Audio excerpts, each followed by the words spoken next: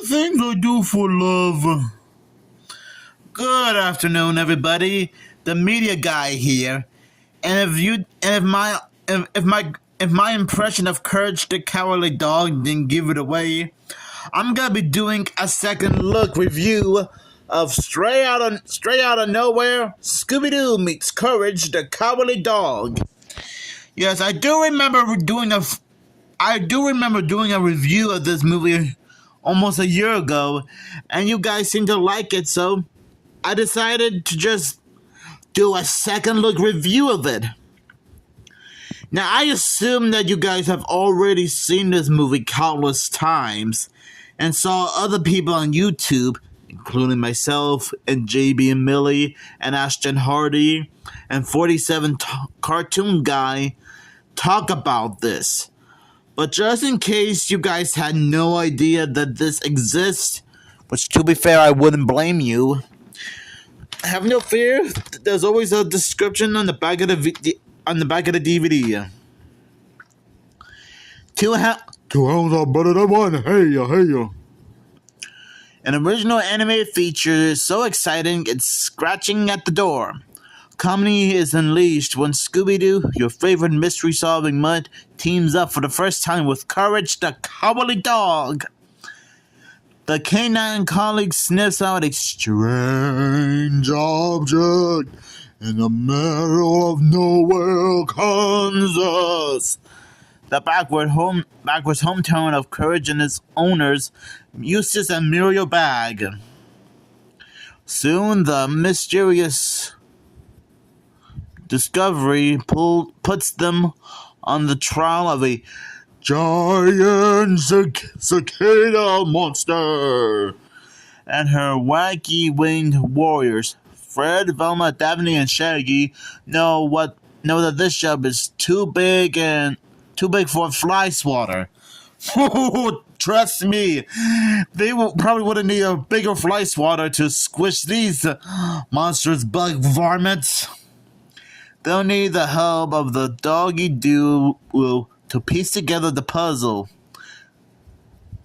Can Scooby and Courage overcome their jitters and defeat the insect army before the whole world bugs out? Literally! Try not to get scared. We double dog dare you, sucker! We double dog dare ya! I better not do that again. So after giving this a second look again, oh man, Straight Outta Nowhere, Scooby-Doo meets Courage the Cowardly Dog is a match made in heaven. Because I swear, this should have happened like decades ago. But better late than ever, right? Now, to be fair, Scooby-Doo isn't a stranger to teaming up with real-life celebrities and fictional characters in TV, movie, and comic book form.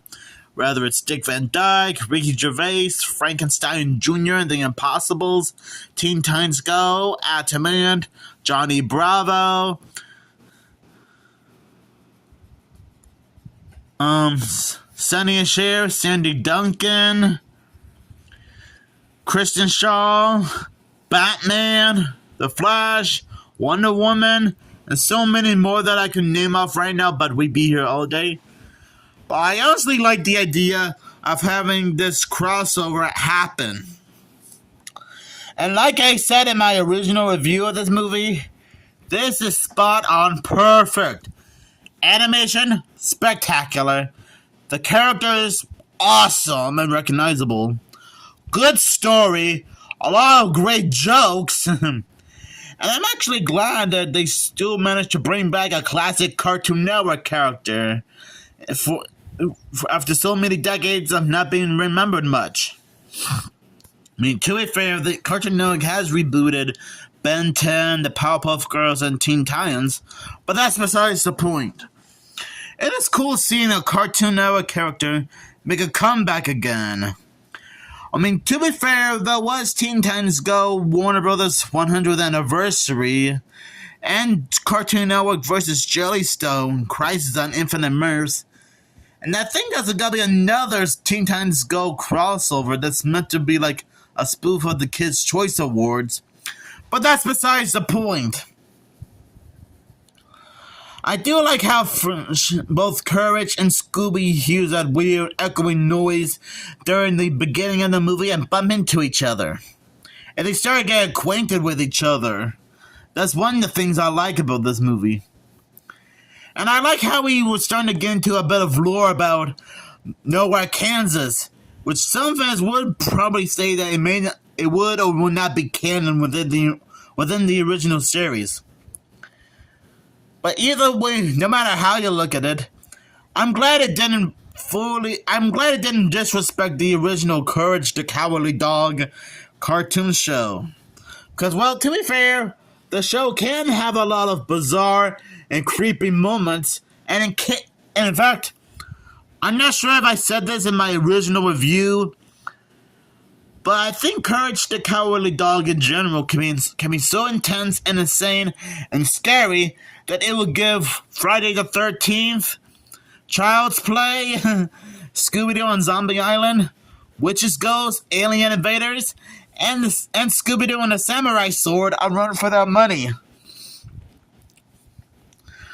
Okay, I know it's kind of weird for me to compare Courage the Cowardly Dog to those movies I just mentioned just now, but let that sink in. I also like the voice casting of the movie. I probably said that before in my original review, so I'll point it out again. Frank Welker as Fred Jones in Scooby-Doo, awesome. Greg Griffin still does a good job voicing Daphne. I still like Matthew Lillard as Shaggy, and I'm still getting used to Kei Mikuchi as Velma. Now, Thea White and Marty Grabstein still did a good job they still did a good job voicing Muriel and Courage in this movie. And I think Jeff Bergman did a fantastic job voicing Eustace Baggs. And I'm sorry if the image is a little bit blurry. I probably said this in my original review, and I'll say it again. This is I hate to be the bearer of bad news, but this is also the last Courage the Cowardly Dog project to have Thea White be the voice of Muriel Bagg, since I guess this was her final role, because I probably said this before, and other people on YouTube probably mentioned this already, but she sadly passed away just 2 months before the film was released. And if there are any plans for a Courage the Cowardly Dog related revival series at some point, maybe they can probably find someone who's close to match Thea White's voice of Muriel. Like maybe Grey DeLisle Griffin or something. Cause she has done a few voiceover work for other shows. I mean, she can voice a few old ladies, and she has voiced Shannon in Scooby-Doo and Curse and the Loch Ness Monster. I do like how most of this movie mostly takes place in Nowhere, Kansas, which is a perfect location for the film to take place in, because you never know what to expect. And like I said in my original review, there are like plenty of Easter eggs and references to the original Courage the Cowardly Dog TV show, like Freaky Fred, King Ramses, the alien chicken from outer space, Cats and LeQuack, which, spoiler alerts, they're the villains of the movie, and they're the ones who's impersonating the Cicada Queen and Mayor, and sorry for the spoilers. And there's so many other Easter eggs and references that I would point out in this movie, but we'd be here all day long. I'm sure. I assume that there's already plenty of people who might have done like an Easter egg breakdown on this movie. And even though John R. Dilworth wasn't involved in this movie, somehow this movie turned out to be pretty perfect. It is nice that it is nice that the filmmakers credited John Dilworth as the creator of Courage the Cowardly Dog. So I guess that's... I'm not sure if that technically counts as him being involved or not. I mean, probably not, but to me, I'll count that as one way for him to be involved or something. Because to be fair, he has worked on the original show, so it would make sense to credit him as the creator of Courage the Cowardly Dog. I mean, okay, to be fair, it is kind of obvious, to be honest. And before I wrap this up on this second look, aka revisit edition, I think I did mention in my original review on how the idea of this movie was originally meant to be like some kind of episode of Scooby-Doo and Guess Who. Which, to be fair, that still would have been cool to have a Cartoon Network character appearing Scooby-Doo and Guess Who. But having this become a movie is still fine in my book, and I have no problem with that. And just imagine if we had more Scooby-Doo Cartoon Network related crossovers.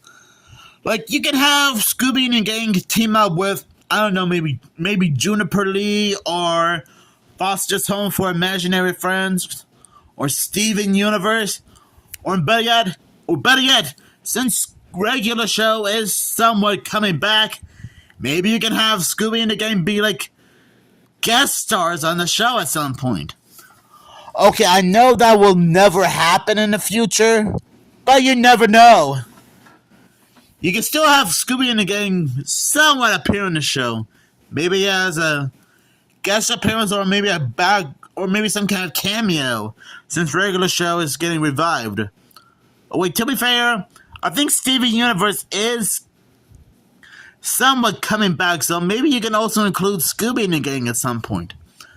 And if not, then maybe if Steven Universe is coming back, maybe they'll include I don't know, maybe the Herculoids or Space Ghosts. But anyways, straight out of nowhere, Scooby-Doo meets Courage the Cowardly Dog. It's still one of the greatest movies ever. It's still one of my favorite crossover movies ever. Right up there with Scoob, the WWE crossover movies, Scooby-Doo and Batman the Brave and the Bold, and Scooby-Doo and Crypto 2. Oh, and Marty Grabstein, if you're watching this video right now, I bet you must have had a good time coming back to do the voice of Courage the Cowardly Dog. Since that is what you're famous for. And it's funny because whenever I think of this movie, I always think of the Scooby-Doo Courage the Cowardly Dog Scare-a-thon that Cartoon Network used to do 25 years ago. And I guess it was a way to promote Scooby-Doo and the Alien Invaders or something. So anyways, I'll give this movie 5 stars out of 5. Because that's how great this movie is. And Marty Grabstein, you still did a good job coming back to reprise your role as Courage the Cowardly Dog. So stay awesome, man. I agree with you. Like, so do I, Scoob. Marty Grabstein is the best. It's a Shaggy. Yeah.